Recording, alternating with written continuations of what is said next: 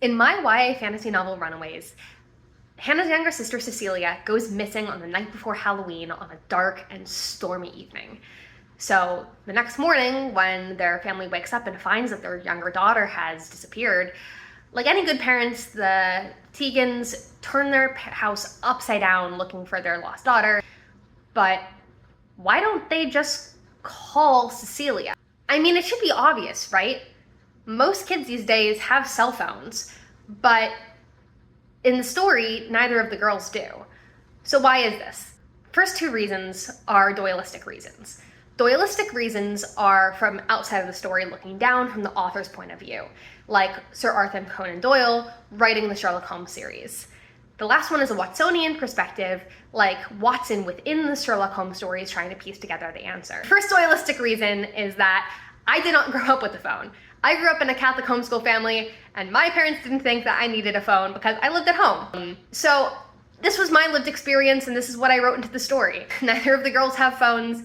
The mom calls the neighbors on a landline, and this is the kind of technology that they're growing up with. If you dated the story, the girls would probably be wearing Sully Vans. That might not be the most relatable thing to a YA reader picking it up today, but it is what I found relatable and what I wrote into the story.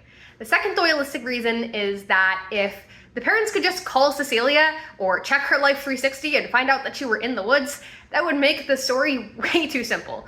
The third Watsonian reason is that even if she did have a phone, there's no service in the Sealy Court. Overly Sarcastic Productions has a really great trope talk on this called Those Dang Phones, and it talks about how technology has evolved over time and how that reflects in the stories that we tell.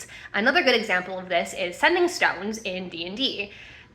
In an original edition of D&D, they were a really intense magic item, and in modern D&D, like Let's Plays, they're almost like a cell phone, and it's a given that almost every adventuring party has one. As a scientist, I think this is really interesting. I mean, I'm a chemist by trade, but I think all of the science stuff is really interesting. So I'm writing a 5-part series right now all about how to be a scientist, how to write scientific type characters, and how to approach world building with the scientific method. So if that sounds interesting to you, be sure to check that out. And if you want to learn more about Runaways, it's coming out on October 31st of this year. I'm so excited to share this book with everybody. And I'm going to be posting more short videos about this, explaining certain choices that I made in the story and why. So be sure to follow along for more.